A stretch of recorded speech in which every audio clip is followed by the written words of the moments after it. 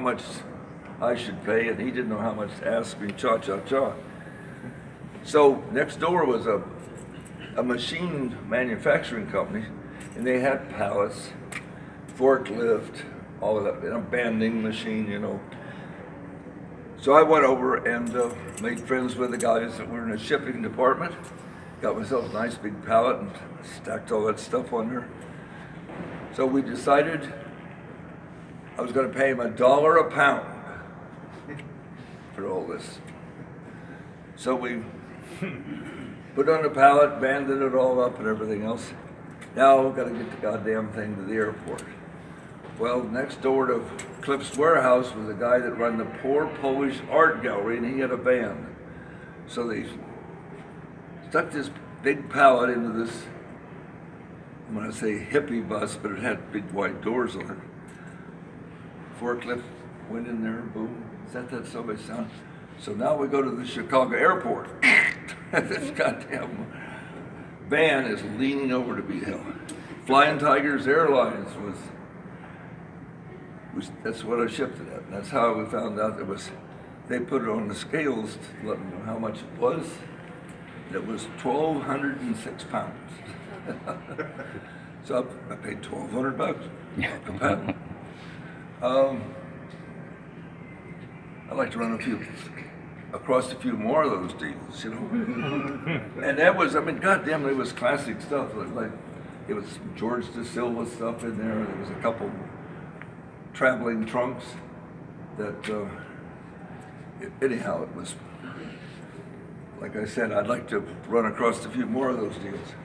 Here you got Almond Dietzel here, but anyhow, Ned Resnall, he was a dapper dresser, man about town, and I think in that show book here, it said that he was generous to a fault, and he was.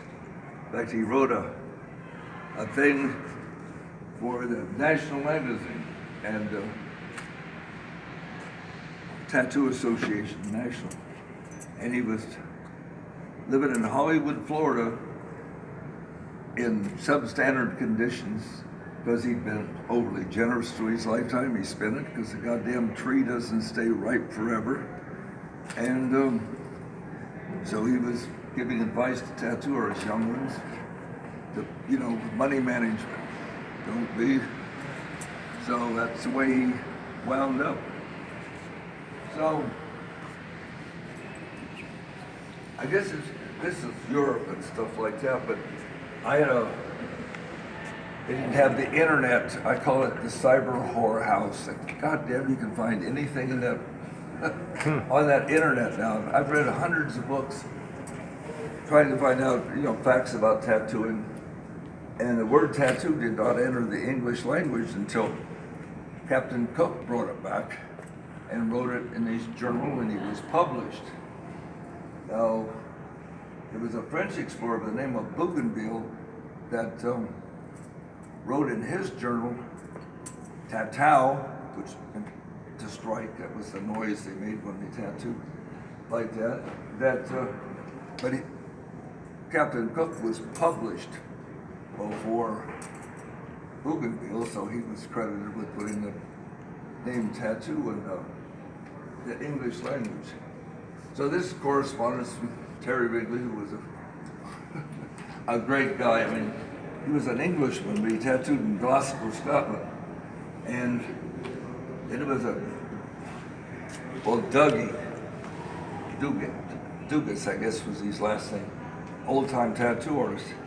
I got a certificate that was signed by Dougie and M.F. Hutt, and it's a sort of a felonious tattoo institution, and I forget who was graduating that was given to it. Percy Waters signed it. M.F. Hupp, who wound up tattooing in Indiana, and the M.F. Huff expert was around here a little while ago. His name's Clint. I think they're writing a book on it now. And so I got reams of correspondence. And I bought the complete Birchie collection in 1974 over in England. which is a lot of it's being displayed over here across the hall. And I don't know if that frame, I got original correspondence from the great Omi. And Omi had went in, that's the guy that's tattooed with the zebra stripes and everything else. Everybody knows, I'm sure, who Omi was. So he went in and talked to Burchett. And Burchett said he'd considered doing it. And this was just right after World War I. But he had to get, he's married. So he wrote Burchett back saying that he wanted to continue the idea. And then his wife signed it down at the bottom of the letter. So I've got that original correspondence. And I know that down at the shop, there's a big frame piece down there telling about the great Omi, some of his business cards, or not business cards, they're the cards they used in shows and they sold. So I've got 2 of those autographed. And then the oldest advertisement that I've got in the collection is George Constantine. He's the guy that supposedly had 488 animals tattooed all over. And all the tattooed attractions, they always had some kind of a goddamn wild story connected with it. And supposedly he was captured by Tartans, which was east of Greece, you know, over in there they were. And it was put on him as a form of torture, and there was 3 of them that was put to this torture, and he's the only one that survived. Or they was all the tattoo attractions. They had the story that they were captured by Native Americans or Indians, and there was one that had the Navajo mouth tattoo. She was actually captured by the Indians and became part of the tribe, and then when she was liberated, stayed with them. Because comparing him to the white Christian maggots that she was growing up about, that's my code word for, you know, the settlers of the West. They, the people that had captured and she lived with for years had a better society, and they were more humane and everything else. Not humane, because they were pretty first people, but they had a better code of life. I mean, just a quality of life. Also, Olive Oatman. Who? Olive Oatman, the lady with the chin Olive tattoo. Oatman, yeah. Olive Oatman. Yeah. So they were back to Bert again too, but anyhow when I went to work with Bert, I had that eagle finished, and then he did all my torso, and I think that a tattoo, you know, a tattooed suit or whatever you want to call it, it's sort of like earth armor in a way. So always armor that they wore back in the Middle Ages, they had a belly piece, and so that sort of is like your belly protection and your armor. And I've changed the motto, but I used to have a motto of like chicken today, feathers tomorrow. In fact, live now and let tomorrow take care of it. So I've modified it now that success is the trip, not the destination. You just don't want. Well, he lived by chicken today, feathers tomorrow, and was sorry for it in his retiring years. So, original Bert Grimm flash. This was his place at 16 Cedar Way, and Cary Barba down in Los Angeles. This whole building was condominiums, and so you wound up owning the whole ground floor. This was Windsor, Chestnut come down this way, and but Bert just had a goddamn savvy of the tattoo business. He knew how to flash a tattoo shop. He always had a tastefully decorated window, like here, with heavily tattooed people. There's two philosophies of that. If you have a bunch of pictures of heavily tattooed people, and anytime anybody picks up a new hobby or something. So you got to be a gun collector. So you got 2 guns. You go to a gun museum, they got 500. Now that sort of damaged your interest in a way. So, but Bert didn't believe that. He flashed these joints up. This is when my back piece hadn't been, the sun rays hadn't been filled. So my back piece was put on 2-hour settings, took 14 hours altogether.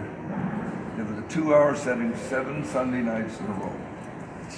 So when I'm getting ready to go to Alaska, business wasn't that hot in Long Beach, and we hadn't talked about the price of what the back piece was going to cost. The back pieces then ran maybe $450 or something like that. I know he had 3 of them above the door as he was exiting. And so I'm leaving, I'm telling Bert, I said, I don't have the money to pay you, but I'll send the money back. I'm sure he shook his head and said, yeah, you know. Well, I did send him the money. He always used to brag on that, because he'd had people leave his employment and hadn't paid him back. So he used to say I was the only person that paid him back. So how much do I owe you for that back piece? I'm always suspenders also. So, but anyhow, he thought for a minute and he said, well, how about $150? So that's what my back piece was supposed to be. I mean, Doc Don Lucas, who was here, I mean, I saw him a couple times yesterday. I don't know if he's around now or not, but maybe he went back to New Orleans. But Gary Barba put a back piece on him, and beautiful work and everything, but flying to Los Angeles to get worked on by Gary Barba, and you got over $20,000 in that goddamn back piece. And you got to go up and look at it real close, because it's like highly detailed. I can stand across the goddamn street. You can tell what I got on my back, you know? So anyhow, they 7 Sunday nights in a row. And,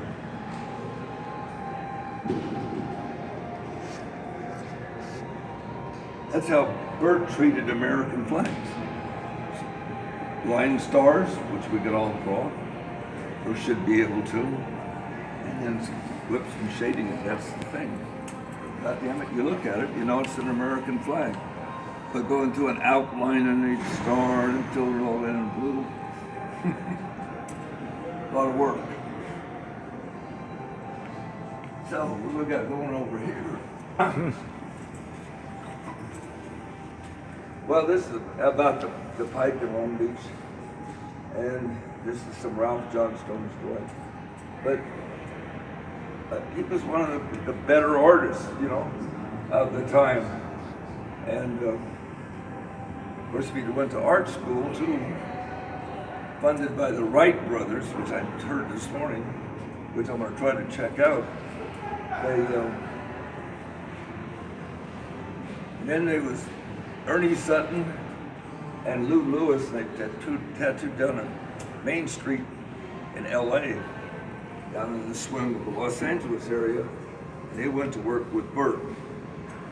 So Ernie Sutton and Lou Lewis. And this is a book that I carry. It's all Beat to Hell. And I say practically everything. And so Danielle was going through it. Here's Janice Joplin and her phone. And I think Bonnie Bramlett from Bonnie and the Lady, they with a couple down. So Dickie Betts is in there and a lot of people. In fact, Dickie would have been here, or Richard, he likes to be called Richard Betts, but not Dickie. But he had a stroke, but he was going to come in and jam with Corey Miller. I couldn't hear that band last night when I got off stage. I wear a hearing aid. I'm deaf in this either. That's the passenger side of a car. and I've been married 3 times. And getting pitched out by 3 women for years. Oh, cool. And each of them's voice was different octaves. It killed all the neurons. So this was when I was in Alaska.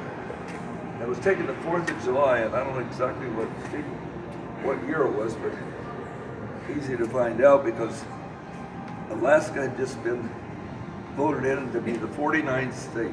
It was 48 states for years, and then Alaska. And up there, I was the only tattoo artist in an area that was 1/5 the size of the United States. So that was, God, you'd have to go to Mars or somewhere today to get to that, because where there was one tattoo shop for years, and generally tattoo shops were always in seaports. Bert Grimm was in a seaport, St. Louis, at the river boats going up and down. He said that was the reason he was so fast, is because the goddamn boat's in for a half hour, you know, so you're diddling around, taking all that detail and stuff, you wind up not making that money. So this is that little shop right here. It was 5 foot here, 7 foot deep. In fact, there was an alley here, a bar right here, and the band that played over there was, when they get ready to go on a break, the piano player drank tequila. So had some kind of a vessel that people would buy the band drinks and cocktail waitress score and put that tequila in there.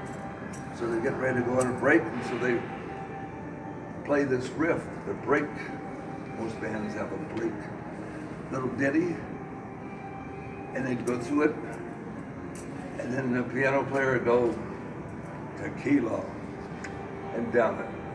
I walked in that damn arcade. I'd been away from Long Beach for about 2 weeks before I got to Alaska. I walked into the arcade, and that goddamn song was playing on a jukebox that had become a hit like in a week. It just went all over. You had it on a jukebox in Alaska. They also had another one, the one-eyed, one-horned purple people eater. That was a popular song of the day. So later, a friend of mine was a record producer, and he put out an album of one-hit bands that only had one hit, and the Champs, and that was the name of that band that was playing over next door. Glenn Campbell was the lead guitar player. Francione or someplace, he played a flugelhorn. That's sort of like a next step. Well, it's something like a trumpet. There's a cornet, you know, trumpets, all those horns, they have different. So that was, but I wasn't over that bar. I drink alcohol now to not excess. Maybe some people might think that. But anyhow, so I was never over in that damn bar. But I sat there tattooing at nighttime and hear that band play. And that was a goddamn wonderful music era. I think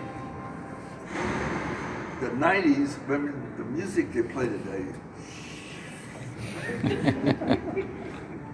How the hell do you listen to it and then go off humming it? But like the Eagles and all those bands, the Who. So I've got to listen to something. That's my choice. So that's just, so this, and it says on that moose, that's a stuffed moose. It says, hey Texas, we're the big, saying that they were bigger than Texas. And there was a lot of Texans up there right now because they was doing that oil exploration. Oh, goddamn was they bitching about Alaska because they was now in second place. They'd always been first place. So we got West Coast tattoo artist George Da Silva, L.B. Stevens, Colorado Nick is the guy I was telling you got beat up so bad back in Chicago. And is L.B. Stevens here. A lot of guys that drew their flesh and then they would paint it with a shellac. You got them up, different places. A lot of old fly sheets, you get them. They tacked that son of a bitch on the wall or nailed it on the wall so often. You know, it just, but, and some people don't like that. And Frisco Bob, tattooed over in Oakland. But here's a couple rats doing it.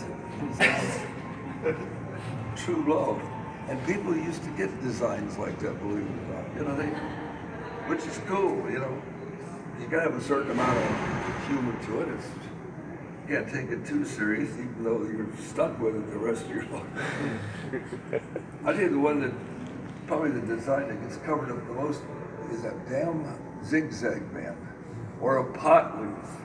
I mean, it was big at one time, but here they, now they're elevated in life, and they don't want to go out to the swimming pool with some fat cat friends of theirs with a pot leaf or a zigzag band, you know.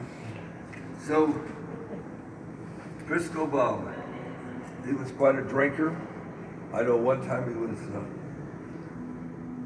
in a slap bang flash artist, and a real character. I sat in and worked with him a few times. I don't care who in the hell walked in that door, it's his shop. Oh, I talked to him this afternoon, so he was letting you know that that was his. And people were fast back in that day, so they could go through a lot of people. And then Oakland Jake and David Jones worked together. That's Oakland Jake right here. I didn't get the thing cased, and I wanted to bring him back here. He was a small guy, and tattoo shops back then was in sort of rough, tough areas, you know, construction workers, sailors, you know, local toughs that came in from. So he took a tennis racket, put an electric cord up the handle, and forked him off. Two bare wires went around it this way, two wires run around this way. Then he had a couple eyelet wood screws. They stuck out about that far at the head of the tennis racket, and it set right over by his workstand. And this son of a bitch was powered with 110 electricity. That was the electric that was the first stun gun. In tennis, they say you put the ball back in the other guy's court. This one will put both of them back. In fact, it was a young Hispanic guy that came in the tattoo shop, and David Jones was working there, and so David said, "Can I help you?" And he said, "Well, I don't want a tattoo." And he says, "I just got out of jail. It's in jail for 6 months, and for attacking police officers." And he said, "I'm just this tattoo shop. It's sort of a memory or something." He said, "I get drunk and everything else, but I'm not violent, you know." And so Jay, he figured it out, had nailed him with that goddamn electric tennis racket. Oh. And you get hit by 110. You forget? And it was a small shop. He went out the front door and he was low and run right into two cops. And the cops thought that he was attacking them. So they scooped his ass up, threw him in a paddy wagon, went up in front of a judge and got 6 months. So anyhow, but Jake got rid of him. And Jake's shop, in a way we used to set our shops up, was 4 foot high. You'd use a sheet of plywood in the fronts. So to get into that work area, you either had to back in the son of it or duck down and go underneath this one. So Jake had you either way. He'd nail you in the ass or nail you in the head with the electric tennis racket. So there is a psychology of building your tattoo shop. But with yuppies and neon signs, you don't need that anymore. And reading auras. So anyhow, that's flash. Doc Forbes, You know, something that happened with tattooing is there was no articles written about individual tattoo artists. That didn't happen until like 1960. The first time that tattooing really got any kind of really recognition is when they outlawed the 7 or 9 boroughs in New York City. And by the press, international press claimed all over that about tattooing being over. And they outlawed South Carolina, Indiana. And so that was really the first articles and publicity that I got. Was sure the news editors would send a reporter out to a tattoo shop to dig up more dirt. Probably. That was a cinch. And so I've got Doc Forbes' scrapbook. So he got a lot of publicity after that, from articles and things written about it. He was in Vancouver, Canada. But before that, he only had one goddamn mention, and he wasn't even mentioned by name. And it was in McLean magazine, which is like Canada's Life magazine, which is a little blurb that says that the police were asked by the Navy to notify the tattoo shop about tattooing anybody under the age of 18, and especially sea cadets. So that's people that are being trained as officers, and that was all that Doc Forbes had done. It was he's tattooing a lobster, so he got some press on tattoo. So in 1962, I went to the World's Fair in Seattle and tattooed in Vancouver, or Victoria, whatever. And I got just to do my tattoo collect here and there, and so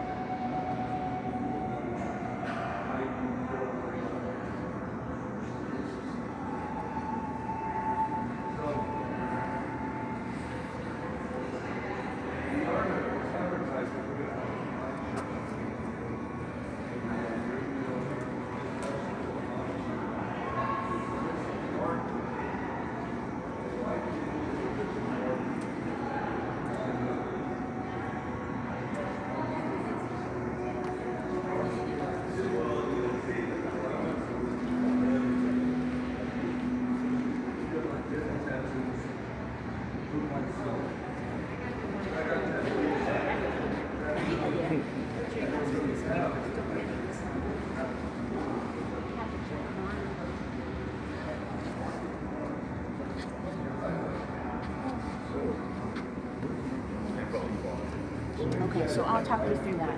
So that's the theater space. I'll talk to the audiovisual company. At heart, but You got my name for the podium? invisible chairs aren't really carrying.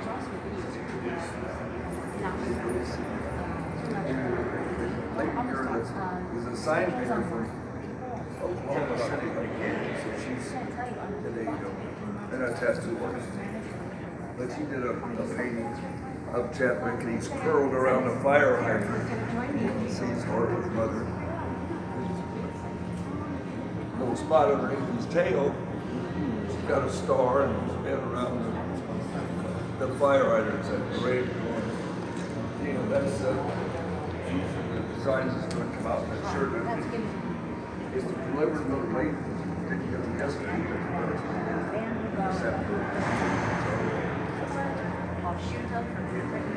God damn, we got a long ways to go here.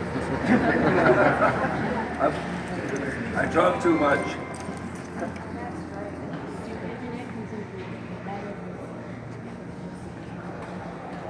there was a movie come out in 1960 called Mondo Cane, and in France. And the tattoo segment in there was about a skin collector in France that would pay women to have a tattoo put on their buttocks, and then after it was all healed up and everything else, go to a plastic surgeon, then they would cut it off.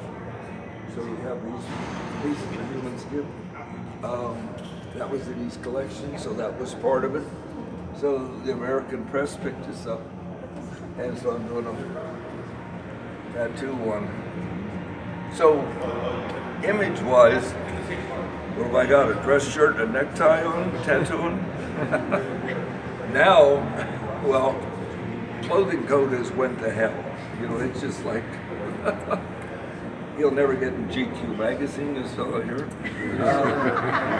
But you're trendy. I mean, it's the way people dress today.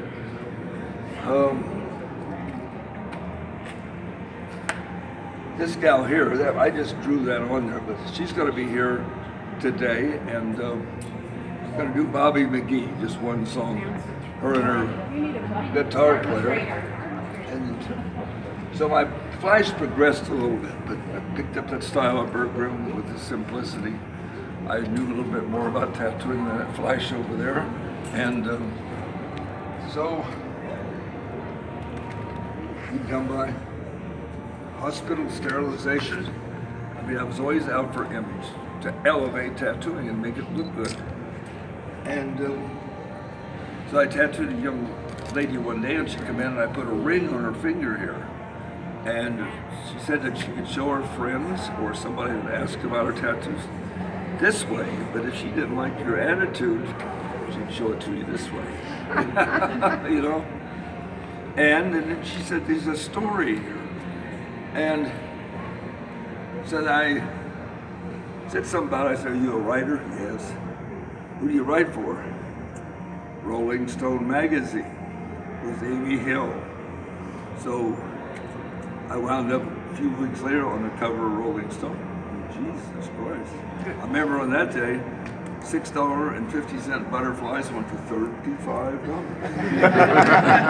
And you talk about pumping your income. Yeah, that was on July 1st, 1960, where I moved into the shop next to the Greyhound bus station, I raised my minimum from $1 to $3. That was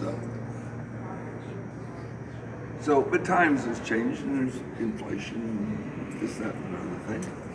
And so the publicity god has been good to me through the years. And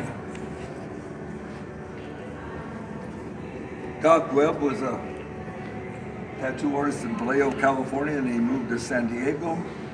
And